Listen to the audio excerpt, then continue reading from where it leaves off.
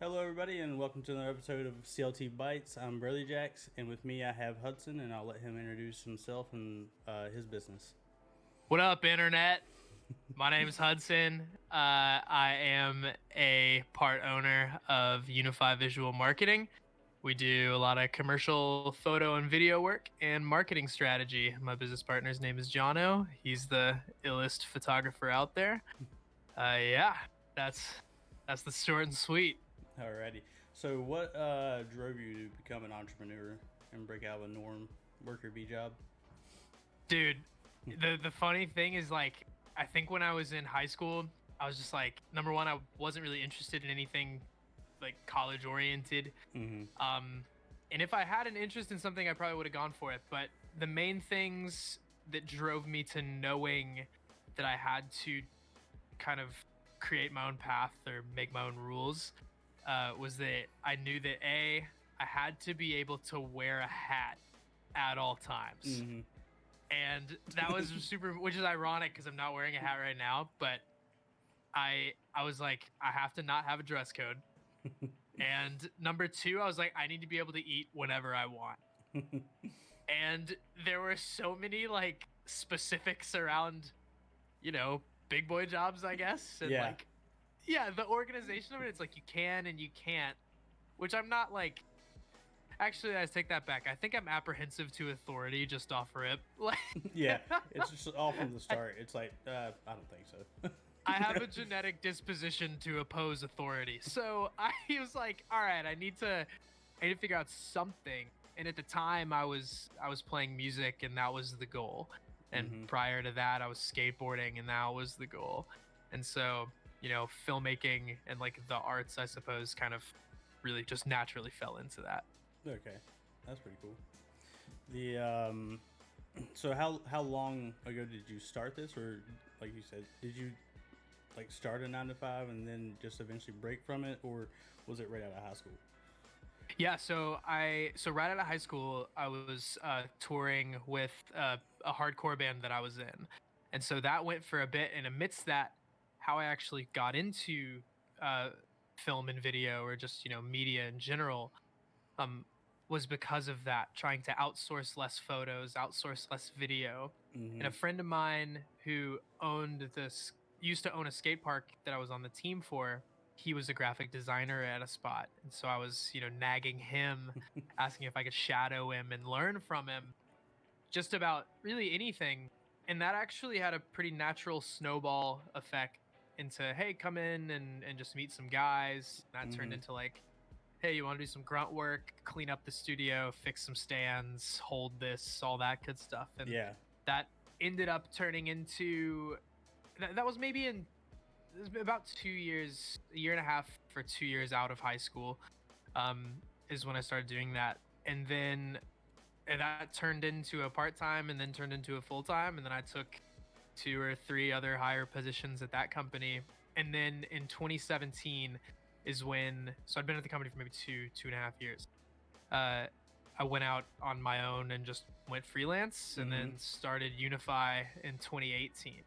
So that's been, so filmmaking has been my full-time gig for coming up on 5-6 years. Okay, wow.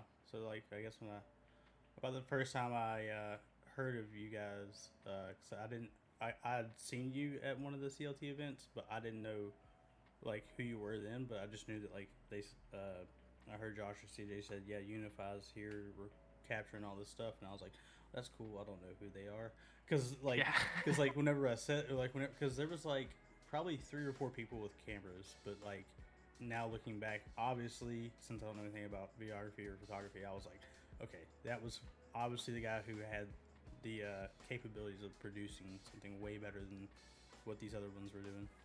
So thanks, dude. I appreciate that. That's pretty crazy that it was right around the time, because it was like late 2018 or early 2019, and I'm trying to remember the event. Yeah, I think it was, man. I think it was because I think I got involved and met those guys. Certainly, like not much more than a year ago, you know, because CLT's young, dude. Like the esports team is young. Yeah. And I think I must have met Josh in the summer, because I think I remember being sweat. Yeah. So Being sweaty. not that he just made me so nervous, dude. You know? No, I was yeah, dude. But I appreciate the kind words so much. So how long have you been in Charlotte, or were you born and raised? So Charlotte's home to me. It's not. I wasn't born here. I was born in Birmingham, Alabama, and I lived there for 10 or 11 years. And I love Birmingham, but Charlotte is home, dude. I moved here. Yeah, I was 11 years old, moved here, and I was distraught that I had to leave Birmingham. But dude, I am so in love with this city, which is why I actually got involved with CLT. I met up with Josh, and I was like, look, dude, like y'all can't ruin this. Yeah. Because I love esports. I was like, dude, I promise you I care more about Rocket League than anyone else in this city. I am the most qualified to help you out with whatever you're working on right now. And like it's Charlotte, so don't ruin this. You know what I mean? It's like second chances don't come around often, and if this flops, like, we're done.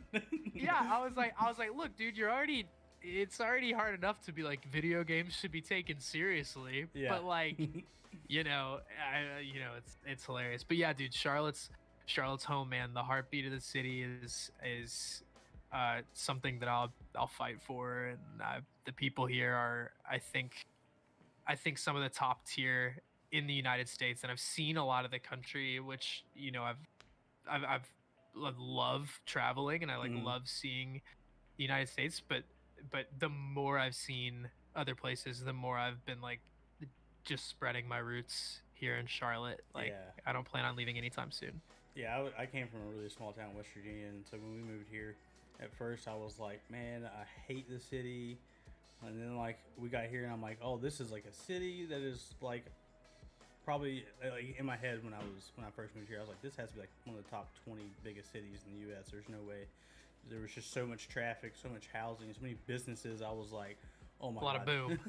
And then just as for my job, I had to travel a lot too, and then that is kind of what made me start falling in love with it. I was like, oh, it's really cool going out to other cities and stuff. And I came back here, and I was like, I actually don't know that much about Charlotte. So then I just started like delving into the city more, and just really got a love for it then. Yeah, man. I think some of this beautiful. I mean, obviously, the culture is people, right? And people are very diverse, and so one thing I think that is a common thread with most people, kind of no matter the culture or creed, is that people are working on something. Like in Charlotte, people are trying to make things happen. There's few people that I know that are just doing the same thing and not trying to push whatever their bar is as far as they can, which is like an object in motion stays in motion, and that kind of momentum like energizes the heck out of me. And so to me, I'm like, dude, this is Charlotte. Like this is where people move, and like this is where like that kind of energy propels. We all propel each other forward. Yeah. So it gets me stoked. Awesome. So when you were pursuing entrepreneurship, how did you handle any negative Nancy or like Debbie Doubters, or did you even have any? Yeah, I mean, definitely. I think I kind of got a good head start on it, as like skateboarding was like the thing that I loved to do as a kid. And I mean, I think there was always, I mean, there's a negative stigma around anything if you dig hard enough, but especially like if you started to like delve into like the fashion of it, I'm in like middle school, and I'm like trying to wear like skin tight pants, and like this is like pre-rappers doing that, so it wasn't wildly accepted. Like so you have to like bum some Forever 21 pants off your chick friends, and you're like, cool, like let's chill and let's kill it.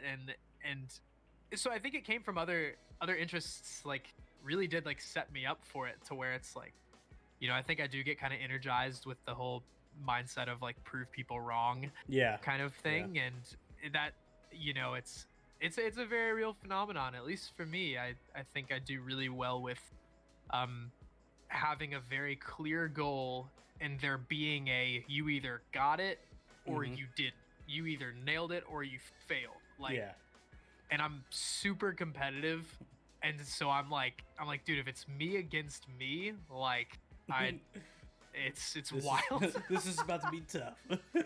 Yeah. So I think as far as the difficulty, it came a little bit more with, I was a bit seasoned just from a kid being like, oh, someone doesn't approve of like what I'm trying to do. That's probably why they're not trying to do it. Like, that's not the point. I don't care. You know, I'm here for different, you know, modes of success. So it's but you know, people are always gonna have an opinion. If you don't believe it, it's like, just tell someone you're on a diet or something, every single person is going to give you their opinion of that diet. And I can definitely see that, because like in our workplace, when people do their different diets, the same thing. It's exactly that. It's like, oh, that's hilarious. But this one's really good. Dude, yeah, God forbid, like, you go on like keto or something, and then every family member you've ever met, it has a nutrition degree. It's hilarious, because no one's qualified to speak on their opinions. And it's like, look, if you're pursuing X, Y, or Z, like if you're trying to have a career in esports, have a career in video, have a career in, you know, freelance consulting of finances, it's like, why are you focusing on people who don't do that? You know? It's fun. So you kind of hit on how you ended up into the video world, but did you choose this as like this foundation for now, based off of your passion for it as you started to get into it, or was it based off of like you knew it was just going to be profitable? Yeah, it definitely didn't start out with money. I had a conversation with a friend of mine about this, a musician friend of mine about this, because I got into this from playing music and wanting music to be my full-time. And I've thought for a while that video and production is the third top thing I'd want to be doing in my top, you know? Yeah. Which to me is a really solid place to be. I think number one's music, number two skateboarding, and number three is what I'm doing right now. And they all have similar reasoning. Music, you travel and you get to meet people. And with skateboarding, you travel and you get to meet people. And with video, you travel and you get to meet people. And those are really my only things. I think my favorite part about it is that, like, I get to be in places that I am just the least qualified to be in. Oh yeah. You know? like, how did I end up here? It's just because I know how to operate a camera, which is essentially a video game. It's just you move the levers and the buttons, and you know, every action that compounds on itself, like, and you just play it. You know, it's interesting. So, but I did know, I was like, okay, well, it is way easier to make a living in this kind of realm than skateboarding or music. And skateboarding, I was just getting injured too much. And you know, you have a shelf life of 6 years anyway. So that's that'd be a hard one to go, because like once you hit that shelf life, you're like, well, now what do I get to do?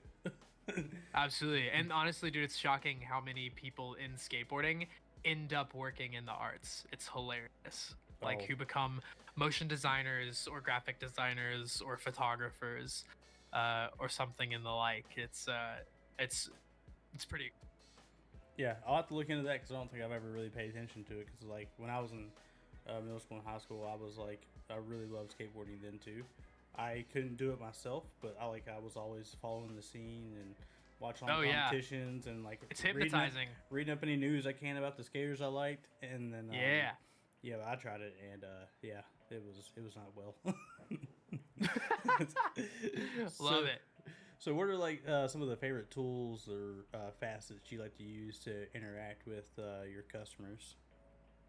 Well, so much of our work is word of mouth, and my personal philosophy, it's a little bit less utility and it's a little bit more, I don't know, I suppose philosophic in nature, in that I don't think I'm the best at what I do, but I do think I'm really good at what I do. and I just think I don't suck to be around.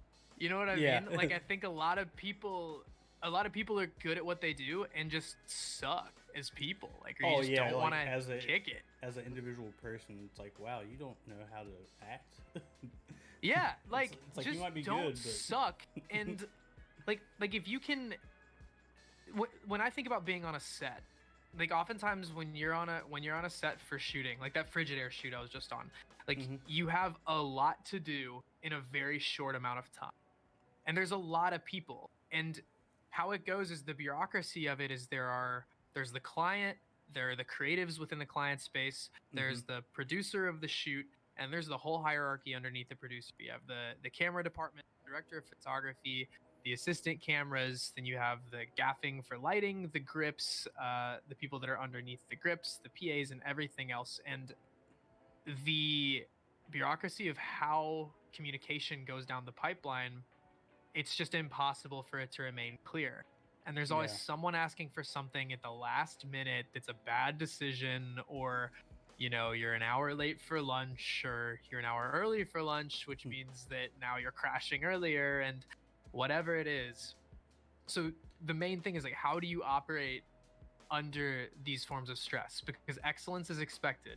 Yes. So how do you make everyone's life better and easier and make this experience more enjoyable and have more longevity? And so to me, I think, like, it's not as much a tool as it is just, like, obviously be good at what you're doing and, be on top of stuff, take criticism well. But if you're, when you're on set, like, just focus on people. Some people are like, there's such a romanticism about the art of something and the outcome. I'm just like, dude, like, it's just a shoot. People are people. Yeah. Like, treat humans like humans, and, like, you'll all be happier at the end of it, and you'll all be happier with the outcome, for sure. Yeah, that's a pretty good way to put it, as far as, like, when you're on a set, because I'll say pretty good way to put it, but that's a nice insight to have, because I don't have a whole lot of people that talk about that. Of people I do know who are photographers or videographers, they never really talk about that. So that's a pretty good insight. Yeah, dude, I had one of my first shoots ever.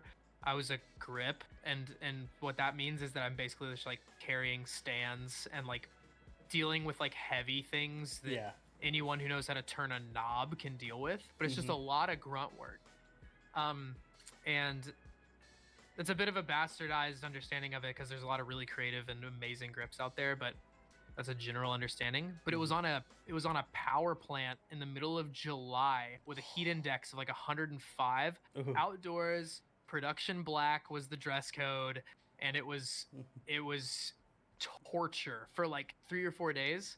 And I have yet to have a shoot that hard since my like first shoot ever. Oh, so man. it's been downhill ever since, man. It's been easy. So well, at least you got that out of the way early. So it's I know, right? It's like, okay, I know what that is. Hopefully I don't have to go through that again. I think it's I didn't mean to interrupt you, I'm sorry. Oh, you're good. I think, like, I mean, you know, everybody has a job that sucks some days, you know? And like my job sucks some days. Like I had a shoot that was really interesting content, but it was an 18-hour day. And it was really, really tough because we were just go. And, you know, there's some days you're more empathetic than others, and some days you're better at being able to hang up your I'm pissed offness. Yeah. But, you know, it's like the more you're able to just shake it off and just be like, hey, look, we're just chilling. Like, whatever. It's like, just a blank. Who cares? Yeah. You know? It's like, it's a shoot. It's a shoot. Like, what's the worst thing to happen? It's a shoot. It's like, oh no, I gotta redo that take. Okay. Yeah, it's just a shoot, you know. So did you have any people or books that influenced you in your methods? So methodology, absolutely. There's it's kind of my holy grail. So there's a spilling the beans here. There's a book called How to Shoot Video That Doesn't Suck. And that's awesome. And it nails it. To me, it's like I do really well with hearing and understanding things on like a bit more of like, you know, an existential level or a philosophic level, more of a foundational level versus a technical level. So the foundations in that book, it's like, yo, you know, we've all had people be like, hey, watch this amazing or hilarious video, and they pull up a video and it's like 10 minutes long, and you like are forced to sit there and watch this video that you just don't care about. That's me all day. When my wife shows me stuff, I'm like, that was too long. You're like, babe. I am not kidding you. Like the first line in the book, or the first chapter at least, it's like never make someone watch bad. Never. It's like, don't assume that they'll like it. Don't put them in that scenario. And it's stuff like that. But then there's also technical stuff. It's like, okay, break down. Let's say you want to tell a story or something. You're shooting a, you know, blah, blah, blah. The example it gave, it's like, here's the simplest way to tell a story about a dog that can't go outside that wants to. And it was just 3 scenes, still images of a dog, like a wide shot of a dog laying in, you know, his living room. And then like another shot of him like sadly looking up at a window. And then a shot outside the window, it's raining. And then it goes back to the first shot of the dog laying down. And you're like, there you go. You learned the story. And you're like, wow, to me, that just blew my mind. It's like how did you just simplify that? Absolutely. And it's like most of the time simpler is better. And most of the time it's just people being smarter rather than working harder. So that's a really good book that I think is really technically proficient. Other than that, YouTube University, it's huge. But then I think so much of it is talking to other people, because most of what I think will hold you back in any interest or any career path is the vernacular, or just knowing the right questions to ask. Yeah. Because if I just said, hey, teach me how to cook, you know, to a chef, versus, you know, like, okay, what are the telltale signs? What are the internal temperature of steak, you know? And if I'm cooking it in different methods, like what's the upside of using a cast iron pan with high walls versus using, you know, I don't know, like a ripping hot flat pan or something. Yeah. And them saying like, okay, well, you got to think about the heat's bouncing off the side. So then it's going into the sides of the meat at the same time, creating more of an oven, you know, but there's spot for the heat to escape. Therefore, you know, you're able to get a better sear on it, yada, yada. So there's, yeah, right. It's like stuff like that you would never think about, but you're like, oh yeah, that's obvious. Like, but you just wouldn't think about that. Yeah. You know, like it's, so I think I'm such an open book when it comes to teaching, because people have been such an open book to teaching me. And I'm such a, like, I love efficiency. So if someone's like, hey, I need to learn how to do this thing, and I'm like, oh, it took me 2 weeks to learn that, I bet I can tell you a way to do it in 5 hours, you know? Like, yeah, I bet I can figure it out. Gets me stoked, bro. So those things, just, and obviously just go figure it out yourself. But I think my method is to search and ask to find the next breadcrumb, and then go after it myself, you know, because you learn more when you try to figure it out. You become more proficient in solving problems, and you become more useful. That's exactly what I'm doing with the podcast as is right now. So thank you for that book, because I'll probably end up needing that. Do it, dude. Please get it. It's so good. For learning how to, like, edit this and take out what isn't going to be needed or whatnot, because I definitely don't want to put someone in a situation that I'm in quite often, where I'm just like, why do I have to watch this right now? yeah, dude. So yeah, I'm definitely going to have to put that in my little stash of books over here. Get it, bro. So do you have a number one customer success story? Number one customer. I think that was a hard question. I think like two stick out in my head. And one is for a artist named Alfred Sergel IV. He's a drummer. He's a jazz musician. He's phenomenal. And there's this interesting phenomena that's been going on in my life to where the thing you put the least amount of work in and that you just sprint for, the better it turns out. And so he was doing a track to put into a contest that NPR was having for Tiny Desk, and he was like, "Yo, like basically we had a location fall through, and so he just started calling, like, you know, I think the night before we were supposed to shoot, and we all just kind of figured everything out on a whim, and we ended up shooting inside of a classroom, this like music classroom that was the coolest, wildest, like picture if Jack Black was able to build a classroom. Oh man, just crazy. That's like just random stuff everywhere. It was incredible. And he used like one of the each of the musicians have like school desks, you know, like at least around them, and dude, he killed it. He got featured on NPR, and it was a really, really good win, which was hilarious because it just worked out. And then the next one I think is, so I just finished working on my first feature film, which was big, and we shot it in Thailand, or we shot like half of it in Thailand, which is a sentence I never thought I'd say. I'm like so not above that. I'm like, dude, I got to go to Thailand to like play with a camera. Like life is ridiculous. It's like, how, this is awesome. It's like, hello. yeah, what?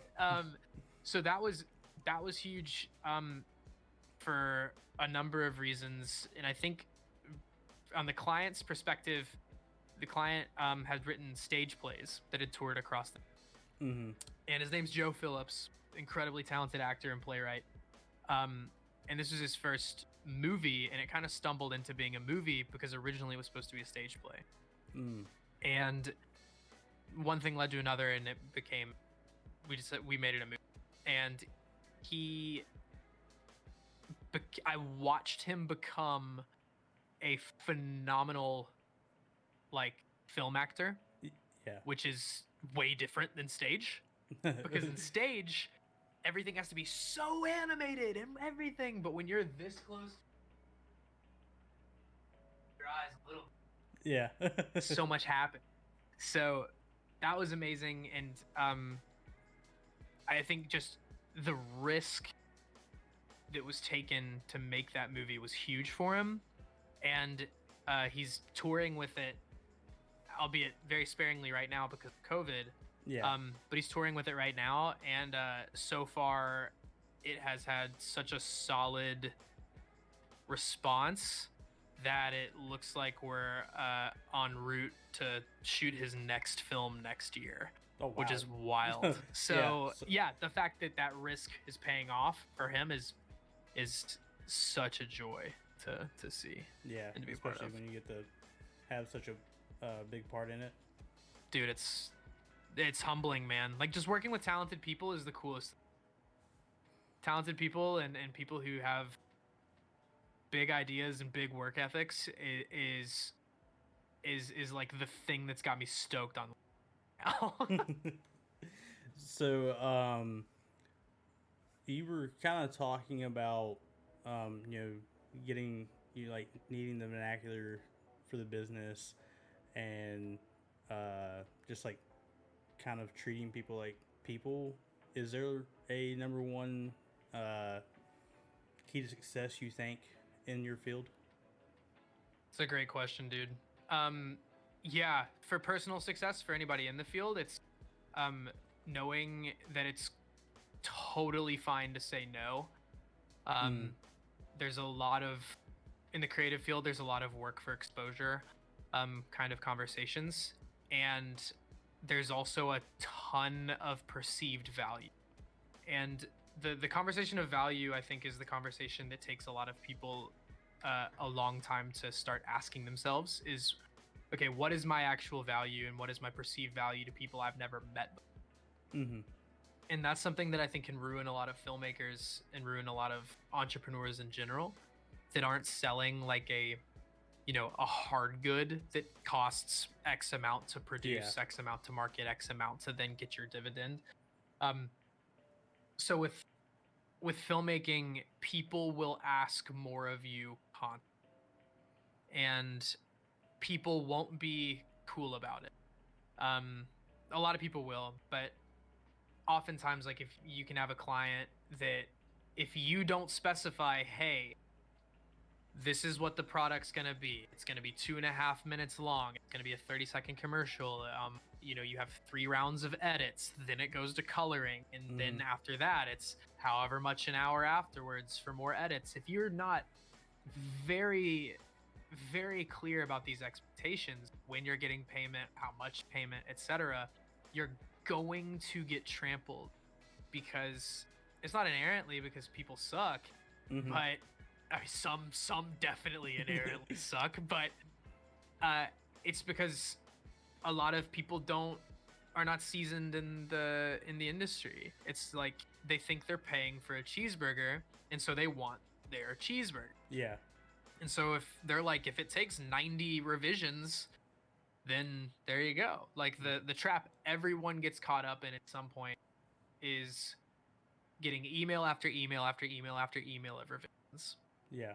And oftentimes it's like just people being lazy. Like they're like, oh, here are my revisions, and then 30 minutes later they're like, oh, my grandma said this, and then it's like, a day later they're like, hey, like, actually we changed our minds on this, and you've like already done some, and then it's back. And so I think being like make the rules, because people are hopping into your area, and if you guide them, it's not a power trip, it's to help everything go smoothly. Like, be a business operator, be a manager, manage yourself. Like, I mean, I've got a couple friends that I've told them, I'm like, look, dude, I will be your agent for free, just so you don't have to go through this crap with these terrible clients again. Like, just let me talk to them to get things moving. And then I think the next one is also just knowing that it's okay to say no, and knowing when to say no, especially if you like really want to work with a client, or you like just really need the money, or whatever it is. It's like knowing when to be like, oh yeah, we actually can't do that. That's actually above the pay grade, unless you want to add more in, or we need to add another person, or what have you. And it's being comfortable with being like, yo, it's just a shoot.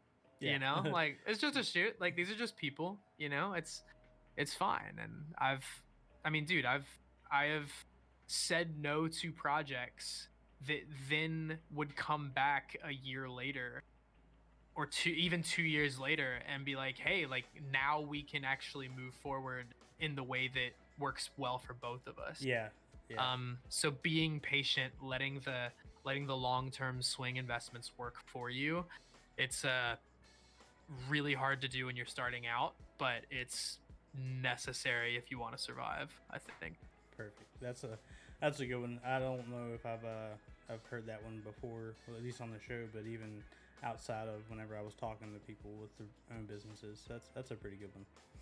Yeah, dude. Yeah. I think in the freelance realm, it's like, just since it's so airy of like what, like, how, like the quote, how much does a video cost? It's like, well, how much does a house cost? Like, there's so much to specify, and most people, like we said earlier, don't know the vernacular. Like, a lot of my job is taking the hand of certain clients and being like, let me show you around this world. Like, let me show you all of your options. Yeah. And you can tell me what you think you need and what you want, and I can give you suggestions. We can go from there. Sweet. So, what are some of your lessons learned from starting? That's a huge one for sure. is that that's probably the biggest. Past that, more with like the actual like video shooting and editing, and the actual nitty gritty for people who have a camera and are like, what should I do with this? Number one, learn how light works. stop worrying about your camera, learn how light works, you know, learn where light's coming from, learn if people took 30 minutes or an hour to learn different lighting setups and what they're called and like what they're doing just by YouTubing it, like, you know, video interview lighting setups or video photography lighting setup, one light setup, you will immediately be put ahead of everybody else who's not, because it's not hard. Like if I was like, hey, we're having someone, they're gonna be, you know, shadow side to camera, short lit, have like a small red hair light above them, and then we're gonna shoot, you know, with a really shallow depth of field, and you know what that means.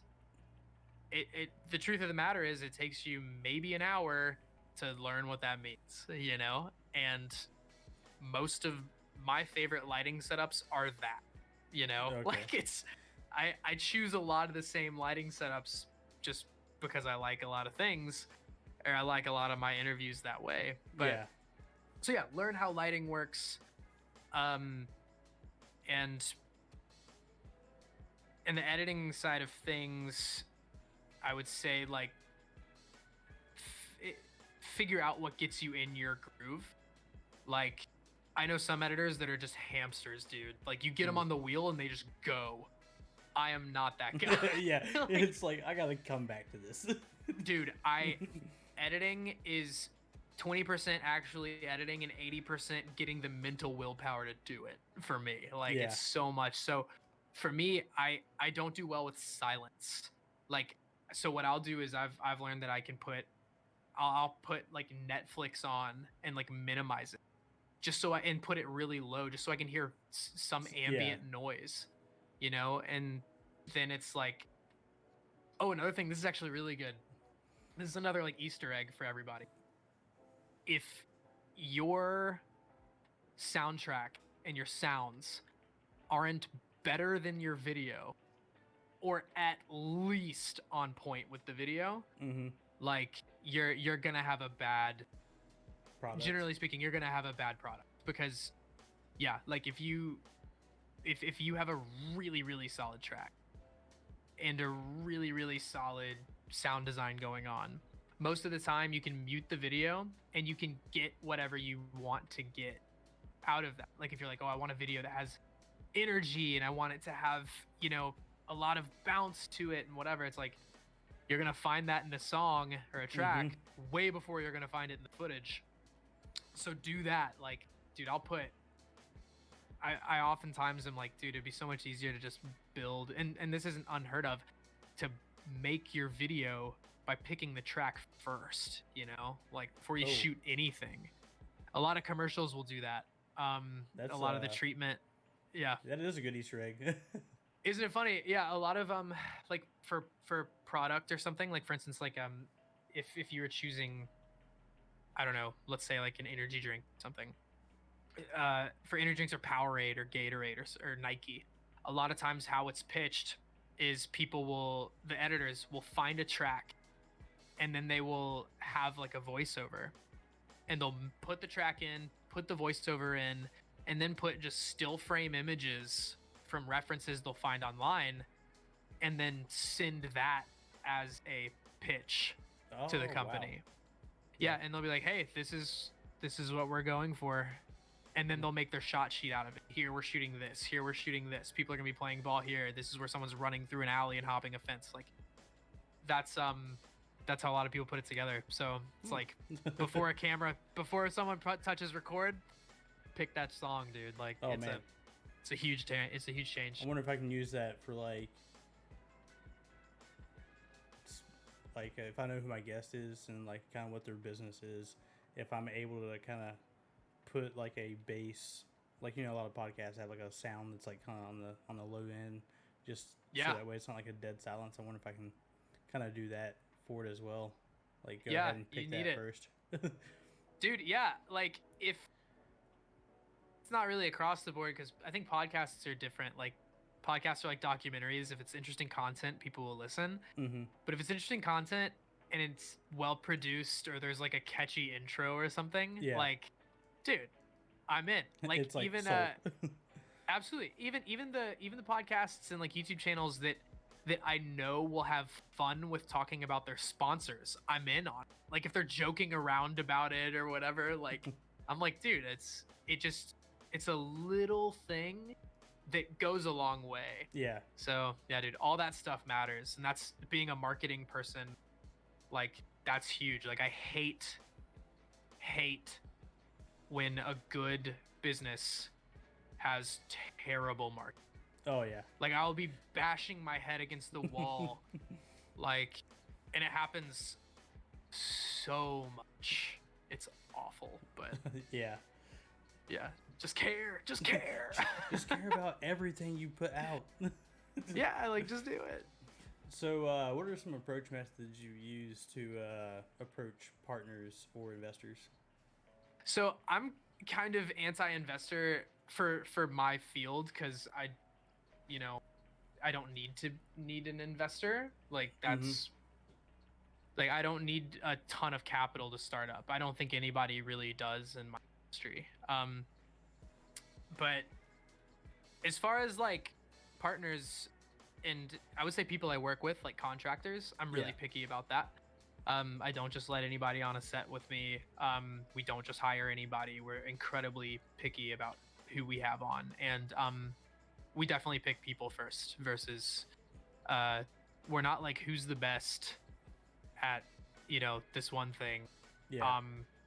Because I mean, assuming they're also not like a terrible person, you know what I mean? So like with Jonathan, for instance, with Jono, my business partner, he is a phenomenal photographer, and the reason he's a phenomenal photographer is because this dude picks apart a situation and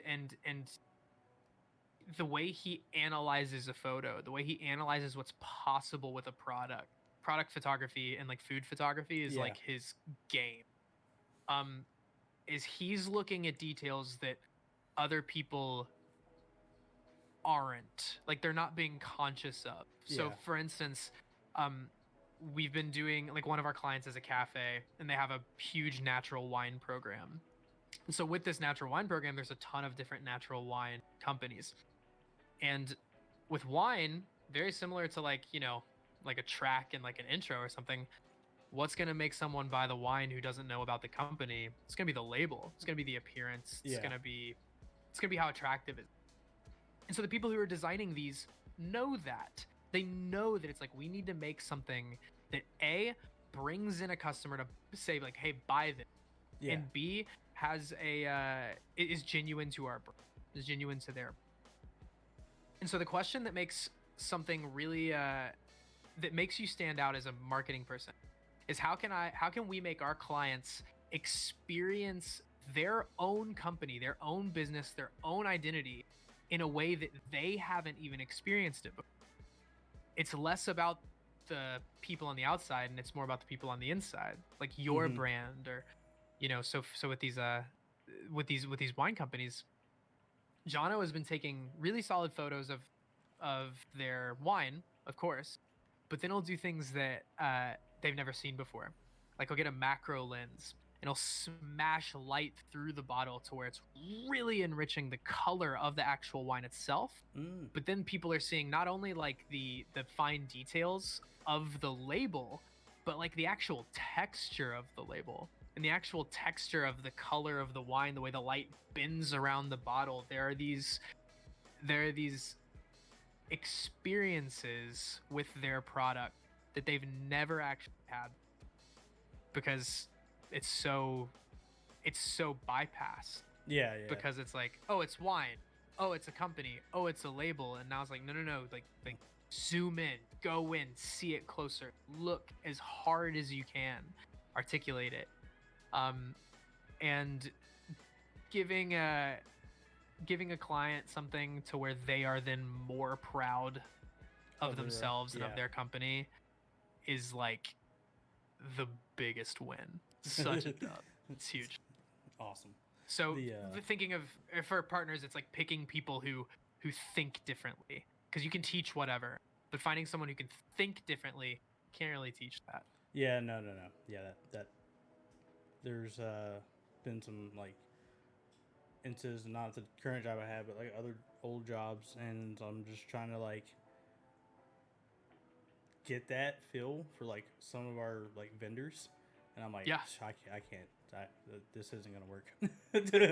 Yeah. It's like I need Yeah. you to think outside the box because this core idea you have doesn't. It has a shelf life and it's very short. Yeah. It's Have like, you ever heard of I'm sorry. I interrupted you. You're good. Go ahead. On the books, have you ever heard of the book Start with the Why? Sitting right over there. Simon Sinek. Bang.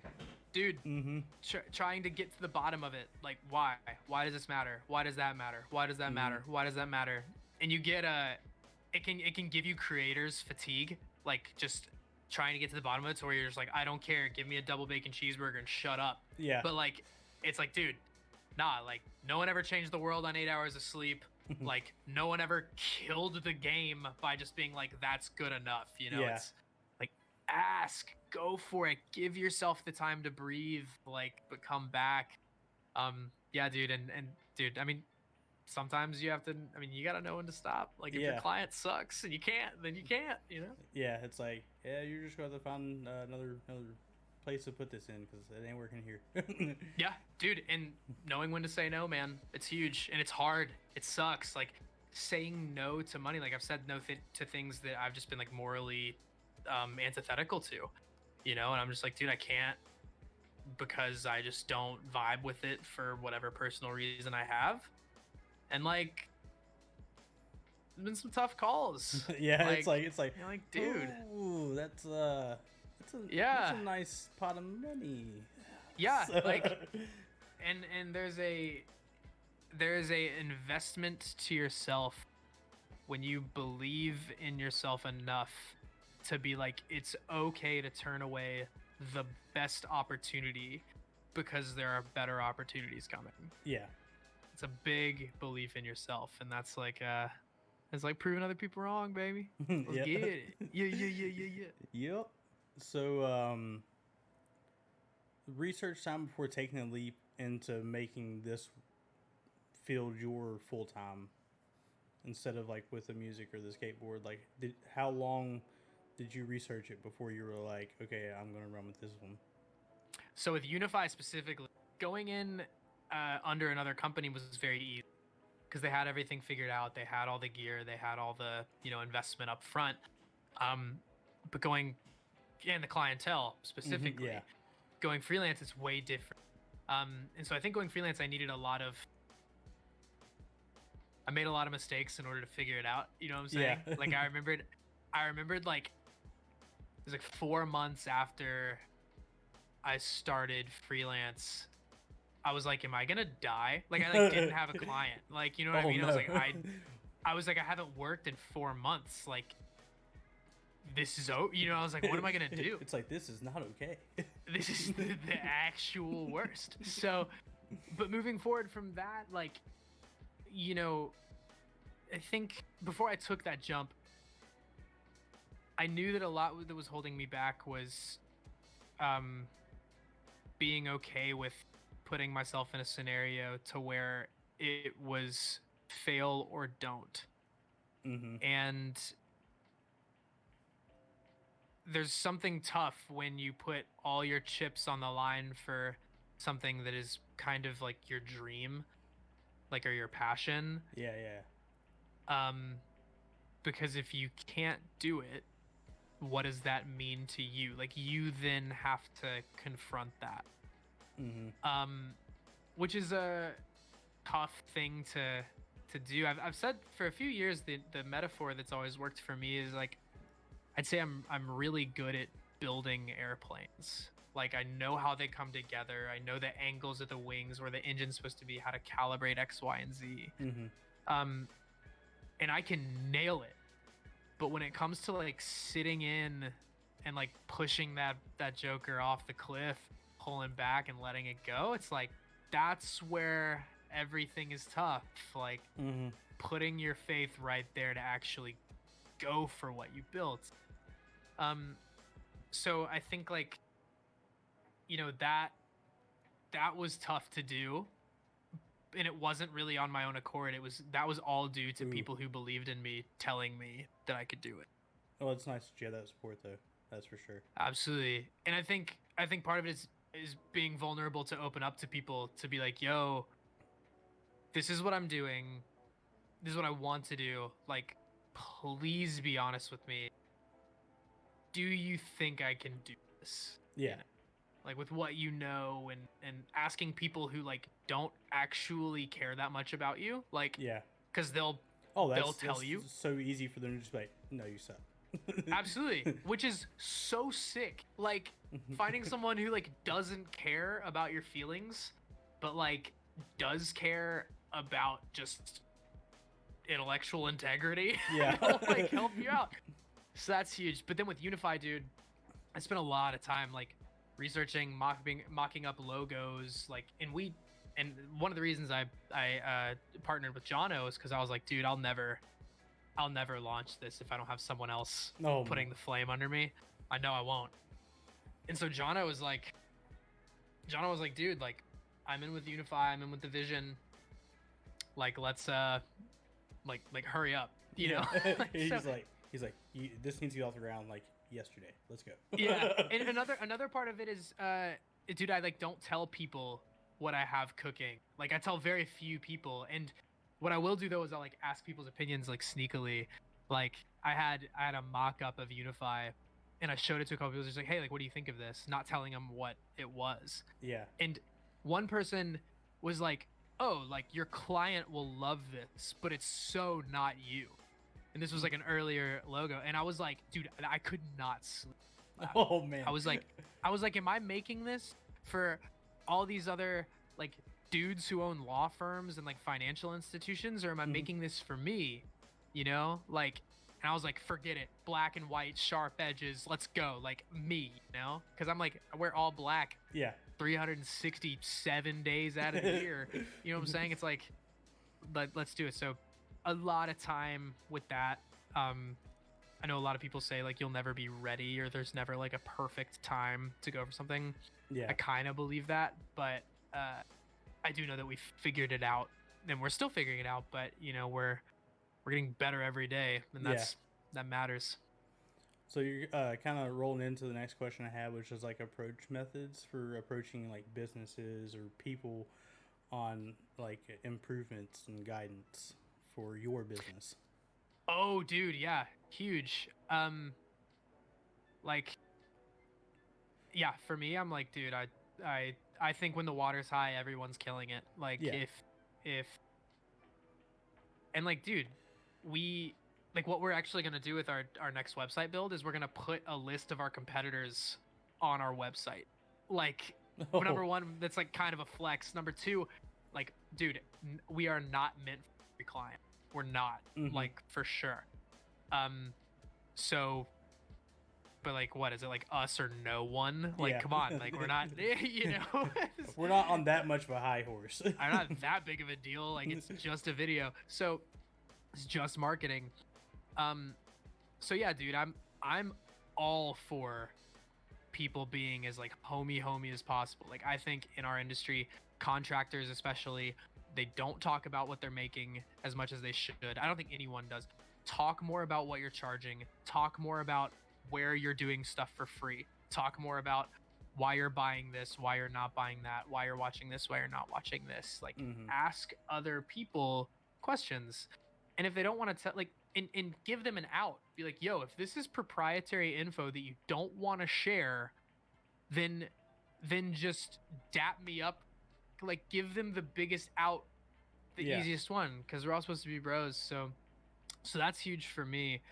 Like, I'll ask my homies all the time. I'll be like, what are you getting paid for this? You know, my buddy just did sound for like 8 Adidas commercials. You know, I was like, what was that check, bro? Tell me what that check was, you know? And he like looked at me for a second. I was like, you don't have to tell me. He was like, yeah, it's fine, whatever. And he told me, and I was like, let's go, dude, cash, bro. Like, let's get it, you know? So, because that just gets me hyped. It gets them hyped. And it evens out in the playing field to where we can't be taken advantage of as easily, you know? Yeah. Because like, I feel like just from like an outside perspective, because don't have any experience with like freelance entrepreneurs or just that field or that type of entrepreneurship, I feel like that would be something that they keep close, so that it's like, okay, well, if I don't tell anybody other than potential clients, then I get to get my money. That's probably the mindset. Yeah, but and it's like, it's sad that is kind of taught. I think it should really be shared, because it's not like every contractor versus every contractor. It's every contractor versus whoever's hiring. Yeah. Because the goal is for all of us to make money, all of us to get paid, all of us to make cool stuff, you know? So the more I feel like I tell people, like, hey, you need to raise your prices. Like, or hey, like, I'm not going to hire you until I can afford you at this rate. But then, like, then it's up to them. Like, they are welcome to say, like, you know, hey, like, work is slow. I will work for less. And I'm like, dude, I'm not trying. Like, it should be an argument of trying to feed your homies. Yeah. Like, that should be the goal. Yeah, it's always. It's like, I don't have to be the only one to eat. Dude, no. And like, it should be your people, your business, then you. You know what I'm saying? Like, that's how really it should. That's how it should roll, dude. Like, it's if you're not taking care of your people, then like, you need to put the controller down for everything, and re-look at how you view humanity, you know. Mm-hmm. In my opinion. So if you've had any, how have you spotted and avoided sabotage advice? Yeah, I think less of sabotage advice and more of just like terrible clients. No one's really giving me bad advice intentionally. But I do think like some people, at least in my industry, will try to gas themselves up more. So if someone says, yeah, I got paid this amount of money, it's like shave off 20%, and that's like probably what they got paid, you know? Yeah. I mean, depending on the person. Mm-hmm. So obviously use discretion, but I think like ultimately you will avoid getting burned by communicating really effectively. Yeah. And being like, this is what you get, this is what you don't. This is what I can do for this is what I can't do. And if they're like, but what about, you need to be like, if they try to push you more and more and more, they're not gonna. So it's better to be like, hey, I'm gonna charge you more for however many, you know, bullet points you want, and then later, if you're like, yo, this has been the most fun project ever, and you're the most pleasant person ever, and this thing was a fluke, like, let me I don't want to charge you for this. Like, I had a client recently, where we missed one setup shot for something, and they couldn't remember. I went back to the shot sheet. We couldn't remember if we were supposed to do it or not. Mm-hmm. We were like, neither of us knew. And we built such a good relationship with people. I trusted them. They trusted me. They'd already been like, hey, like, whatever it takes to get you back in here, just let us know what it costs, blah, blah, blah. And I was like, yo, I am not sure that this is your fault. Yeah. I am no more confident of that than I am that it's my fault. So I was like, I'll roll in. We got 2 hours free of charge. Don't worry about it. Yeah. You know what I mean? That's cool. Which, yeah, and I don't do that to everybody, you know? Mm-hmm. I don't know if I really do that to anybody. I like, the only people I like deeply hook up are like my musician friends that I like really believe in that are like broke. Yeah. that's like the only spot that I'll like really give the hookup. So yeah, dude, I think it's just communicate as relentlessly as possible. Like, just be super specific. Yeah. That way, there's nothing left to question. And if it is, absolutely, that might be the time for you to be like, no.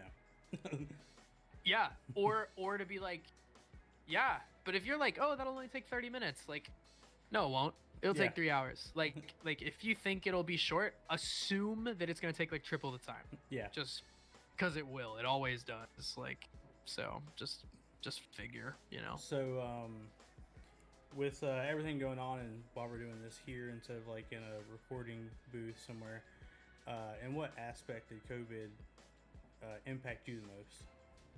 Yeah, I lost a lot of work. Our Oh, that's whole terrible. industry I shut down. Yeah, whole industry shut down. I lost. I lost like some. I don't remember who it was for. I think it was for Volvo. It was Volvo or Mac.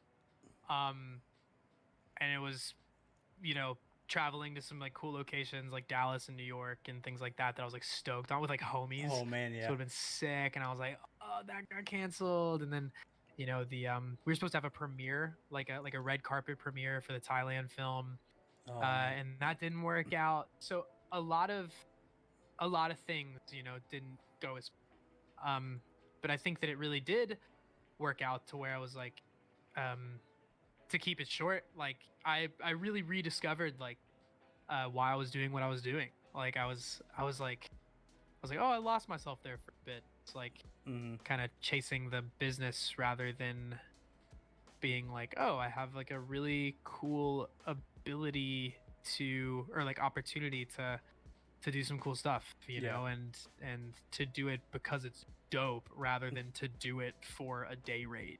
Yeah. So it's like, yeah, dude, it's I mean, overall, I think it's been incredibly positive work. Which is a very privileged space to come from. Like I had friends that up until recently hadn't worked. They had like 90 days dry, and we just had to rethink some stuff. We're like, okay, let's build out a live streaming kit. Like let's like help out with. Let's try to go more into like churches and like try to help them, and let's go into more into musicians. Let's try to work more with product in our house versus outside. And then also planning out our own promotional kind of stuff, and which has still kind of been on the back burner, truthfully, but not fully, as we're working on a new website and start doing a lot more like social media pushing and things of that. But planning out what we want to do and like what we want to offer. We've realized we don't want to be another production company that's only posting about things that they're doing as a production company. We want to be offering something useful to whoever follows us or works with us or whatever. So, whether it's educational, or whether it's inspirational, or whether it's hey, here's all of our mistakes that we've made so that you don't have to. It's whether it's any of that stuff, we want to be something that's like, we want to be a group that is actually useful rather than just being like, hey, look, we're a production. It's like, look at our moody tones. Yeah. So I guess you were in some ways able to adapt your business for COVID, or did it just give you the opportunity to like invest in yourself and the vision of what you had for Unify? I'd say both. Well, the ultimate vision I have for Unify is like considerably more involved in the community than what we are able to do now. I would love to have like, I really want to kind of write up a curriculum. I want to be involved in the schools. I want education and equipment to not be a reason someone can't make art. I wonder how many of the greatest filmmakers of all time never got a camera in their hand, or how many of the best photographer that would have ever walked the earth never got to take a photo. I truly believe that's happened many times over, and I want to be part of the thumbprint that changes that. So I haven't been able to do too much on that end because schools are closed. But I would say I've made more headway on that than I did prior to COVID, which is, I think, goes back to being like, oh, here's why you're doing whatever. Yeah. But as far as like adapting the business, I think you are forced to think differently, and you're forced to think in a way that, I think there's two thoughts. One is like, how can I survive?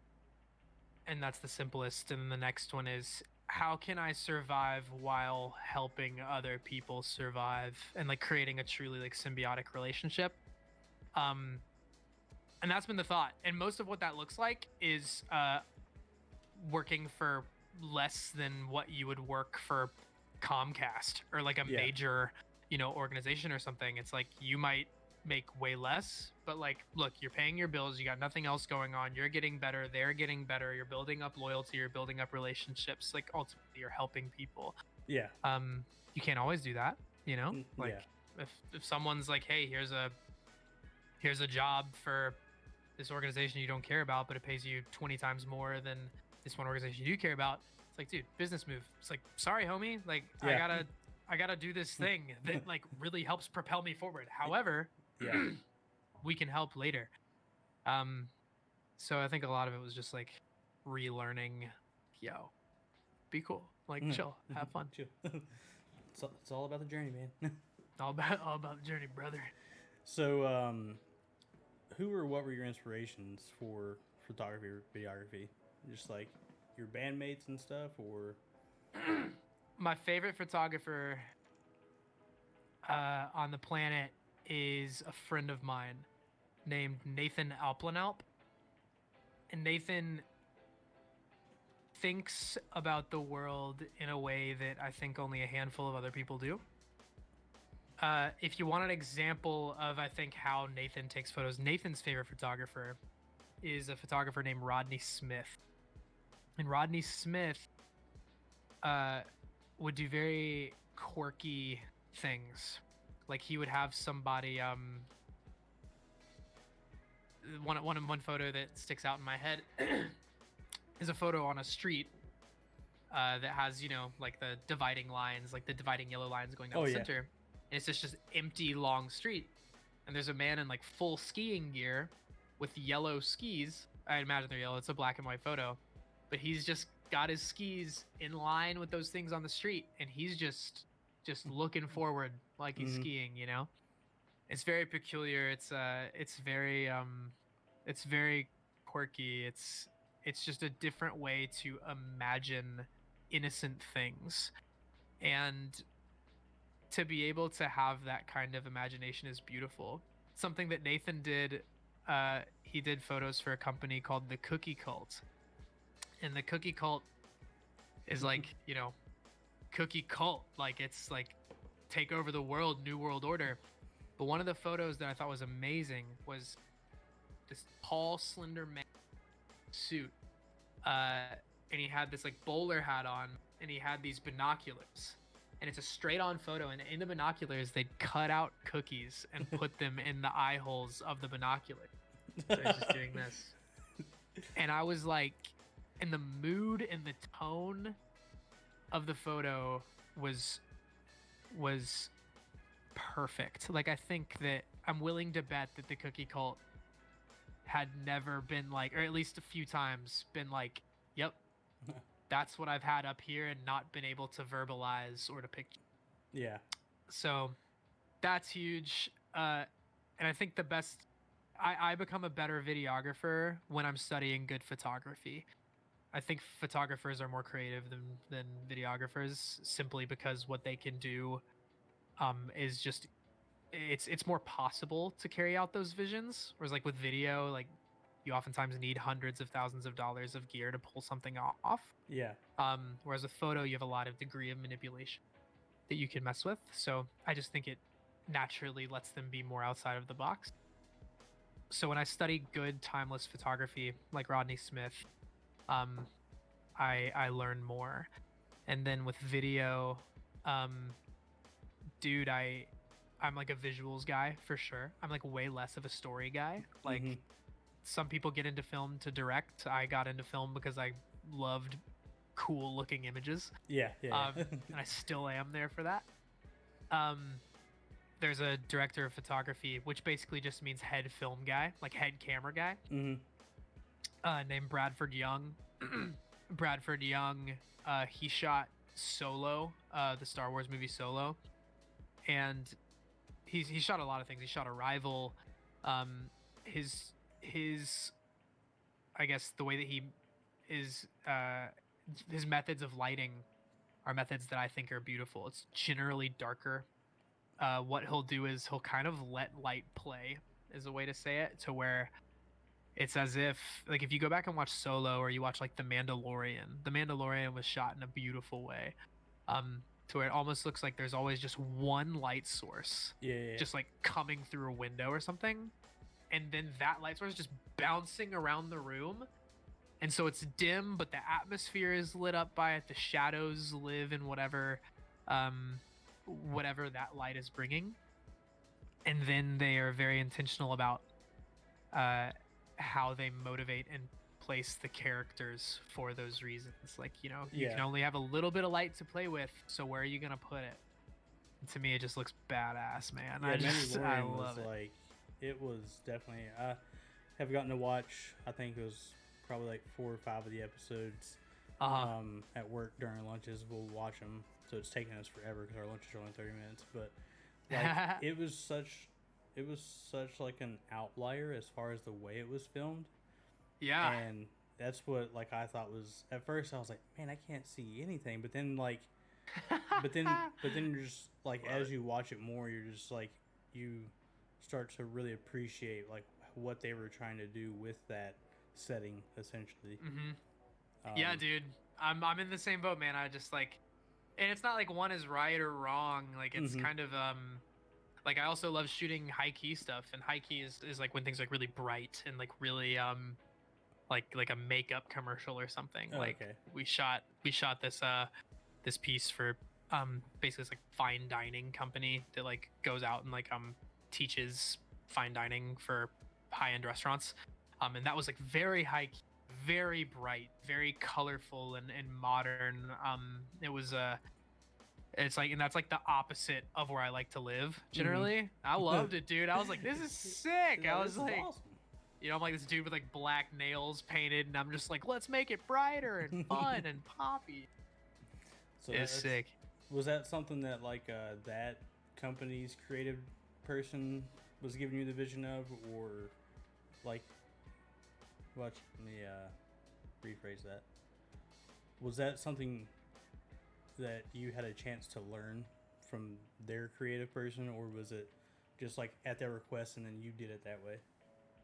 So they'd never done video work before. They were way more concerned with the content and how it was produced, or what was being produced, which they need to. Like, there's, with this fine dining stuff, it's like down to like the half an inch of like where you place a glass, and like this is like if you were to dine with the queen, what are you going to do? That kind of level of dining I never knew existed, which, dude, I get stoked on. When I learn about something that I never knew existed, I freak out. So I was tripping. But they would use words that you kind of have to decipher when you're in a director role of, we want it to be modern. We want it to be approachable. We want it to be of high esquire, yet something that people want, So you're like, okay, what does that mean in filmmaker language? Yeah, it's like that what does that mean for the consumer? What does it mean for the consumer, and how do I tell someone to light for that? So most of what I'm doing when I'm talking to clients about the visuals is I'm trying to decipher, and I'm trying to get us all on an equal playing field of articulation. So another bit was, I was like, okay, well, then the next biggest thing is we put together what are called treatments. Treatments are like documents that are basically visual references and color references, and then like summaries of what we're shooting, when, where, deliverables, etc. So at that, I pulled some a friend of mine named Scott. He shoots a lot of stuff for Disney and for like the parks and for various restaurants, but he does some stuff for Boar's Head, the meat company, or the delicatessen. And he'd had some stuff that he'd shot that I'd like knew in my head. I was like, oh, this is really close to what I think they want. Bright, not a lot of harsh shadows, etc. And so, I'd pulled some visual images and said like, hey, what do you think about this? How versus this. Absolutely, yeah. I was just like, what do you like? You know, what do you like? What do you don't like? Because if they don't like something, they'll tell you. Mm-hmm. People will tell you, like, you know, if you tell an inherently non like video or photo based person to start being picky about video or photo, they will try their best to be picky about something. It's hilarious. Like, I can actually see it's funny how you were able to use the boar's head stuff, because I used to work at Harris Teeter as a manager in the deli, so nice. I got to see that stuff all the time, like going to training or like, hey, we have these things out, we need to go in and sample them and learn about them and stuff like that. So like the way they shot those videos were definitely like more elegant than you would think. Elegant's a great word. Any company that does what they do, like theirs was like a much higher level of just sophistication as opposed to like a picnic. Yeah, dude, absolutely, man. And I mean, shout out Scott Jones for being ridiculously talented. Yeah. So, Unify, does this have a special meaning to you, or did you choose that based off of just the literal definition of that? Dude, it means a ton to me, man. Like, I feel like I am lucky to be a part of Unify. You know what I mean? Mm-hmm. Like, it doesn't feel like, it's not like Hudson, you know. I don't think companies should really be faceless organizations, but Unify, it was created to involve people in ways that I for sure won't be able to. Like, I'm supposed to learn here. I'm supposed to grow here. Other people are supposed to learn. Other people are supposed to grow. I think one of the biggest things about Unify for me is like, I was like, oh, I always, you know, the word Unify means a ton to me. I speak on humanity a lot. I think that way. That I'm just like, yo, like without our brothers, like, what are we? You know, like if you're not moving with those that you love, what are you doing? Like, why are you doing it? So we also own, I don't know if you know this, we also co-own a recording studio.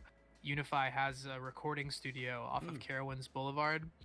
Okay, yeah, I did not know that. Yeah, so the operator of the studio is named Landis Pierce. He's, and I'm comfortable with saying this, and I'm an audio guy. Keep in mind, I'm very picky about who I do business with.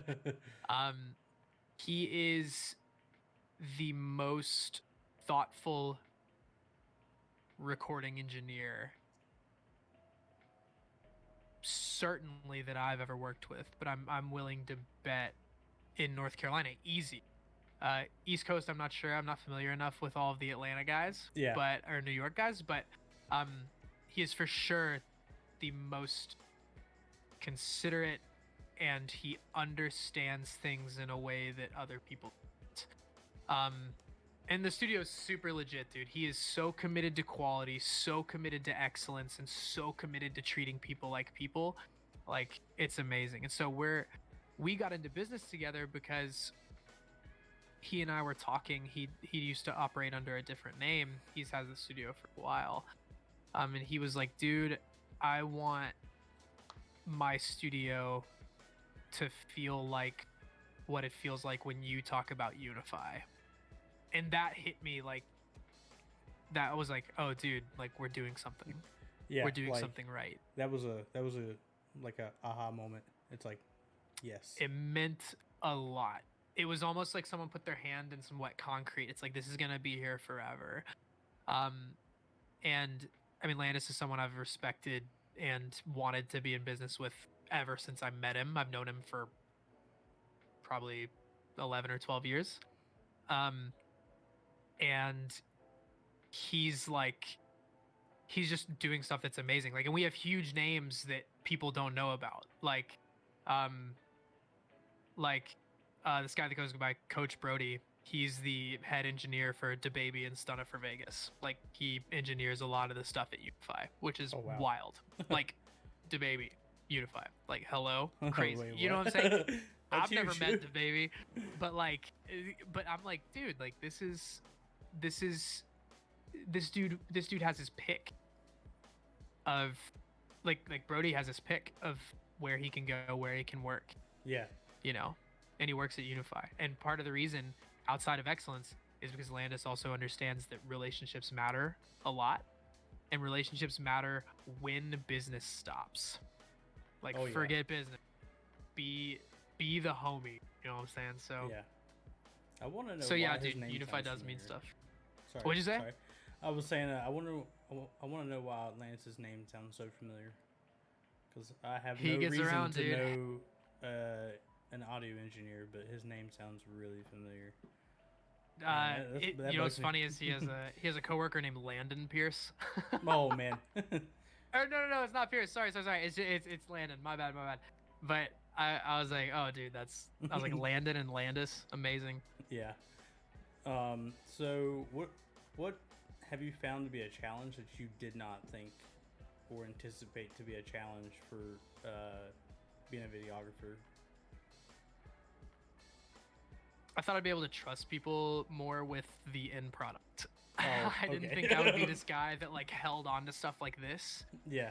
That was easily the hardest thing, is being like, it's stepping back and being like, okay, pass this off to someone else. Like, it's driving you crazy. Pass it off to someone else. And then whenever I do, it always works out amazing. And I have, you know, really talented contractors and friends that I work with, and it's amazing when you give something to a talented person who works hard, they make it good. And yeah. who knew? Yep. Who knew, right? Yeah. So just being comfortable with that, I think, was like really hard for me to start. Yeah. And now I'm like, I'm only gonna edit. Never, you know. I'm like, Yeah. I'm only gonna like, I'll only let the finals go through me. Generally, I'm like, Yeah. I'll only like, you know, oversee and like let finals go through me, depending on what the, you know, sometimes I'll go through all of it, but you know, I'm like, dude, just trust the people around you. That was kind of hard for me for some reason. Well, it's your baby, so you gotta like. Yeah, it kind like of is, and it kind apprehensive. of isn't. You know, like I'm like, oh, it's like, I feel like Unify is Landis. I feel like Unify is Jon. I feel you know, I see Unify being, you know, I like keep thinking about like high schoolers like learning how to do all this stuff, because affording a $400 camera is like impossible for a high schooler. Yeah. So, you know, it's like I see that a lot, and I want that to be something that we can be a bridge for.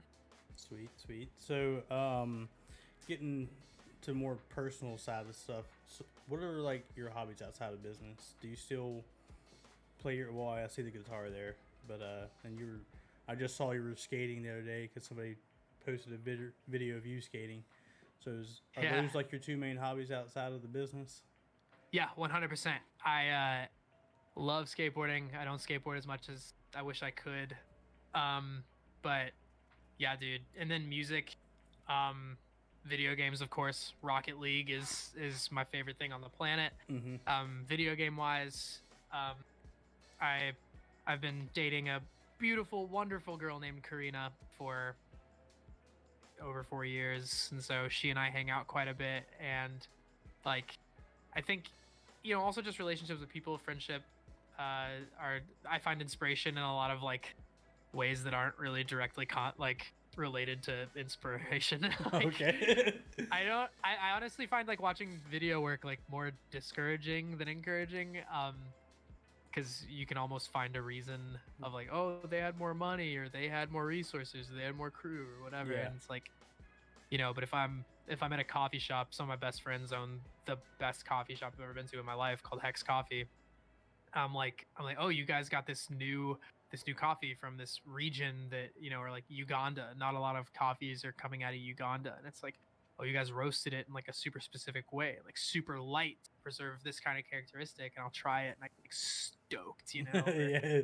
It's like, to me, I'm someone who I think just learning new things or progressing in anything is something that just gets me so stoked. So yeah, I love all that, man.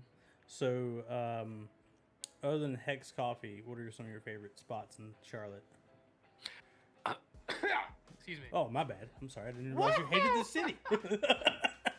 Just vomits. Yeah. Just like, the pressure. Dude. So I will like, my vice is like spending money on like good food, for sure. And so Hex Coffee is the best coffee in Charlotte, hands down. They own a cafe called Stablehand, which I'm there just about every day. For food, Bardo restaurant in South End is so top tier, it's ridiculous. They are small plates, and they modernize every dish they make. And I'm not kidding you, like well, that's not true. I would say 50% of the dishes that they make, like, I have to start like breathing out of my mouth because it's so good. Like, man. You know, when you like kind of like sit back, let your neck just stop working. Yeah, and you chew. That's Bardo for sure. And then another spot that I frequent a lot is right outside of Charlotte, in like Davidson area or Cornelius, called Hello Sailor. It's owned by the Kindreds. That spot is like, it's almost like upscale. I know this doesn't make sense, but it's like upscale yet casual Southern food. And it's on Lake Norman, and that place I'm there just about weekly. It's yeah. It is so good. But then outside of there, man, my next favorite spot, like Not Just Coffee, is another phenomenal coffee shop in Charlotte that people should go to. If someone's trying to go to a skate shop, go to Southtown Riders off of Billy Graham. Okay. My boy Joe's out there. He's got a killer skate, snow, and wake and like boat shop that's ripping. Yeah, dude, those are for sure my like favorite spots. Like, if people came to Charlotte, those are places I would like make sure they got to experience. It's like, you're going here, we're doing this. Oh, and Oku. Oku is a sushi spot in South End, owned by darn it, what is the restaurant group?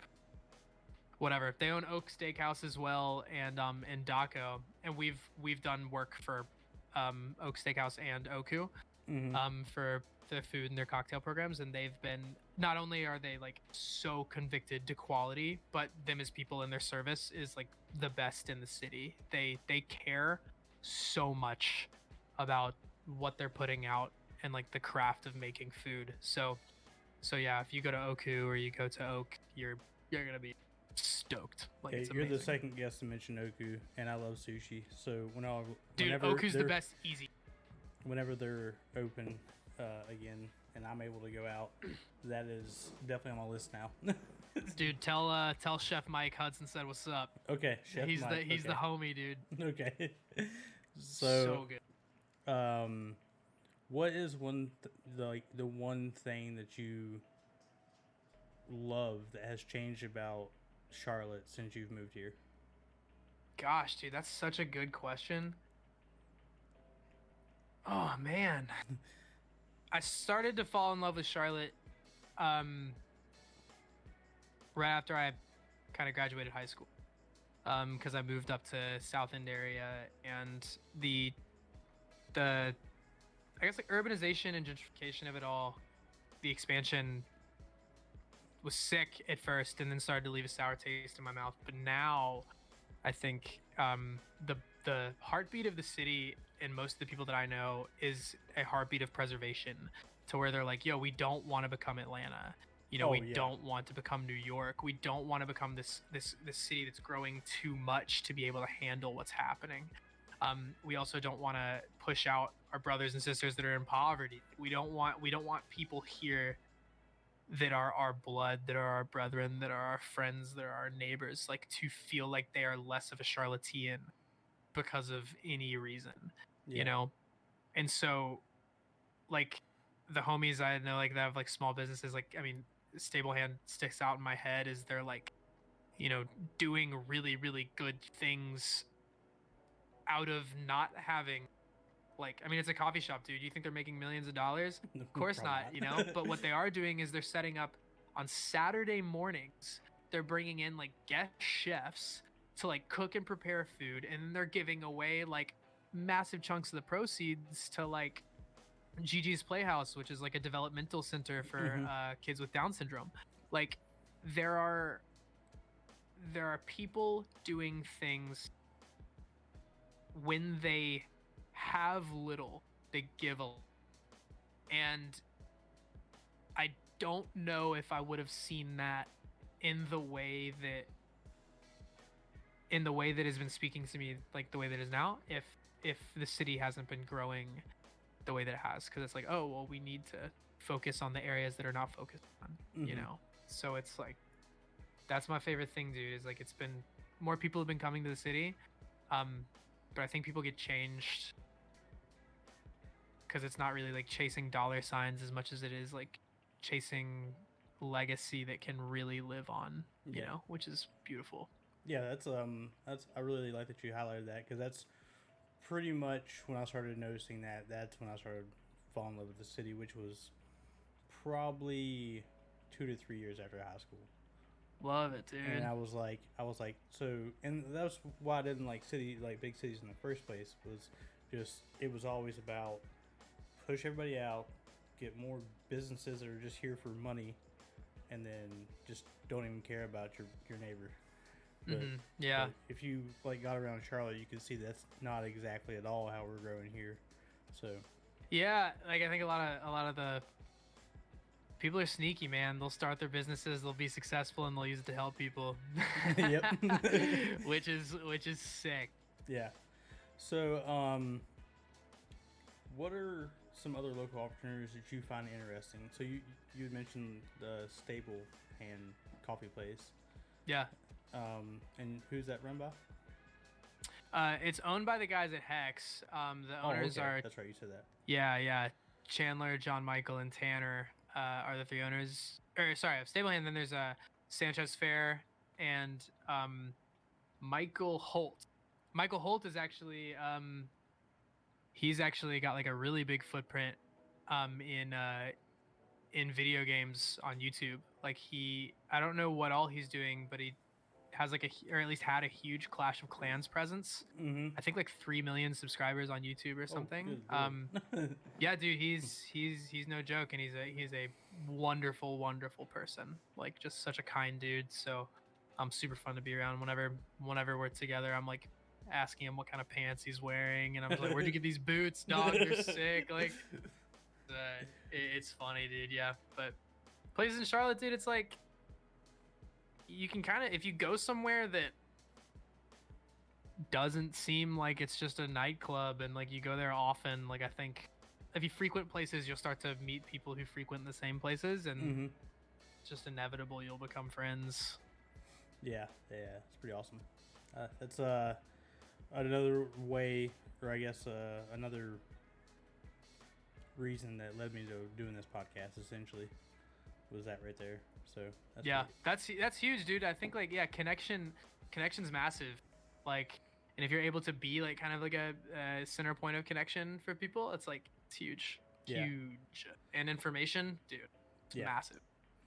So this part is just a two-way street. If you had any questions for me, I know we've like barely talked at all, so I would understand if you didn't have any questions. I have a few. One was like, what is your dream outside of like what you're doing? Like, if you could do anything, what is it? If I could do anything, what is it? Yeah, I guess it kind of goes in with like, what's your passion? You know what I mean? Like, what just like gets you stoked? Yeah, so video games were always my passion. And then started working on the CLT, and started watching more content creators, like, on Instagram, TikTok, and Twitch and all that. So my thing is to still be involved in esports, but probably be more on like a content creation management side sort of thing. Nice. And yeah, that's where that would be at. Cool, dude. Have you delved into like the filmmaking side of it, graphic side of it, editing? What are you thinking? I have not really dove into anything other than trying to edit stuff, but it's like, Yeah. because it was just like me trying to be a content creator, and that just didn't work out. Yeah, sure. And I think, I mean, it's still good. It just, there was other stuff happening at the time, so it wasn't able to like take off then. But I think my part of it would probably be the videography, if I can get down to it and learn it. Yeah. Yeah. It's fun. I like it. So it's like after hearing about Unify and then them working with CLT, I was like, I've got to like get this guy on my show, because I'd seen your work and I was just like, yeah. I'm honored. Dude, yeah. Any way I can help you, let me know, man. Yeah. I honestly, I mean, I hate to say it. I think esports, well, let me rephrase that. Esports is super young, and the bar for content is like really low. It's not as low as it was like a half a year ago. I think right now, like, there are a few esports organizations that are putting out like really sick content. Mm-hmm. But like a lot of them are doing really mediocre content, Yeah. but like it has a lot of interaction. So I think if for any like organization that's like, yo, we are like convicted to quality, like we're gonna make it as good as possible, every other organization is gonna start sweating. Oh, like yeah. bad. They're gonna be like, oh, and I only think like, I truly think maybe like one, maybe two like esports like organizations have been like, yeah, let's like really go for it. You know what I mean? Yeah. Like, and just like look at like Nike or Adidas. Has any esports organization tried to cop Nike or Adidas like content wise? Not even moderately close. Like No. there's no other industry with that big of a gap in like the quality of media. Oh yeah. None. Yeah. Like it's crazy. So dude, if you're trying to hop in, like just make the best stuff you can, and like boom boom boom boom boom boom boom. Yeah. It's yeah, that's it. And I'm trying to learn anything I can. That's why I was like, when you said that book, I was like, boom, that's Get it. that's going in my cart tonight. Get it, dude. Yeah, I think if you're trying to like learn stuff from like a relatively green perspective, the stuff that will take you farther than everyone else who's trying to learn stuff is a book like that, and then just studying like timeless photography. Like studying good photography will make you a much better filmmaker. It's way harder for a filmmaker to become a good photographer than a good photographer to become a filmmaker. Oh, way okay. harder. Yeah. So like studying photography will just make you, for sure. And then a book like How to Suck at Everything, or How to Not Suck at How to Shoot Videos Don't Suck. That dude just like articulated everything incredibly well, in my opinion. And it was a relatively swift read, entertaining for sure. Yeah, dude. Then other than that, it's just like find the videos that you like, see what you do, copy it, change it a little bit after you copy it, and learn from that, you know? Bang. Sweet.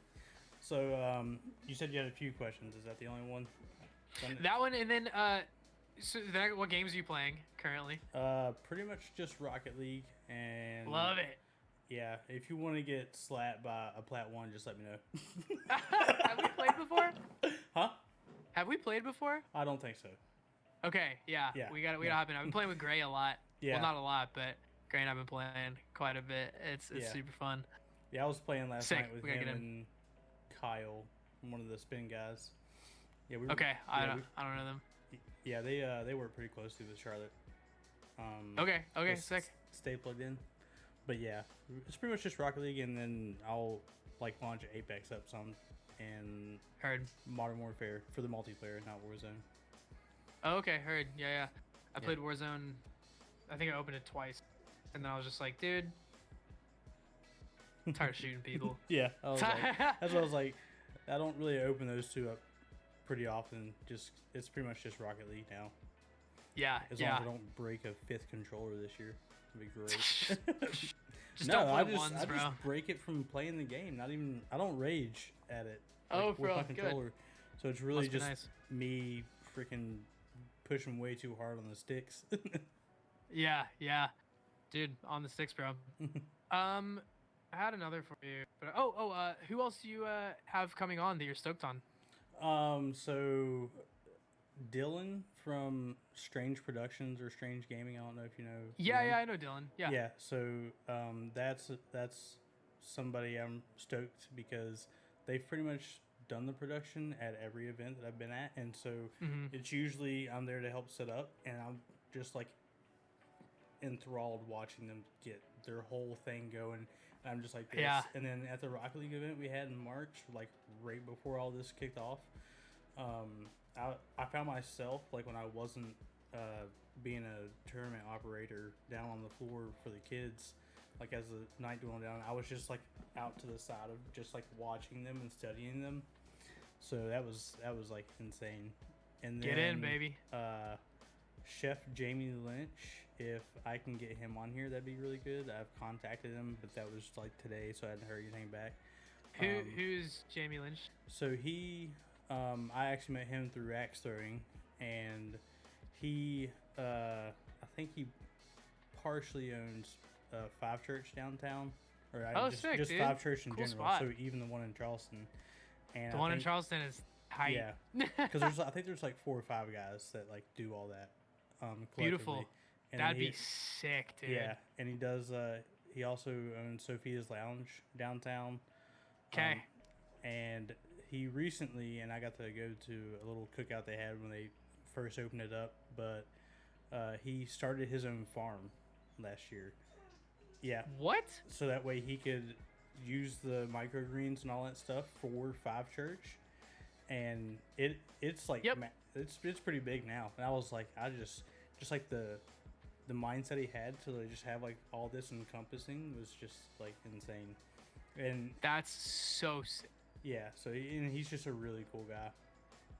And then Dude, I'm excited to hear that. And Zach from Abari. Oh, cool. Yeah, Yeah. man. Yeah. Talk about a risk. That's awesome. Yeah. I'm so stoked that place exists. Oh yeah. That's why I was like, there's no way I can not have a podcast like that and not get Zach on board here. Yeah. Great call, dude. Well, bro, Yeah. I love the idea. I think I've got a lot to learn from other people who've been like doing, other like rad entrepreneurial moves and things like that. So I'm excited to hear what you have coming. Oh, sweet. Thanks, man. So that pretty much wraps up everything. And then just was there any like plugs or promotions you wanted to throw out there? I know it's still like COVID, so I wasn't It sure. is COVID. I mean, if you feel like you need some visual work and some marketing strategy, Unify Visual Marketing, we love doing it. We'd at least love to talk to you at Unify Visual on everything. Mine is at Unify Hudson. Jono's is at Unify Jono. If you're trying to get slapped in Rocket League, let me know. Or if you're trying to carry me to Grand Champ, let me know. Whichever. Yeah.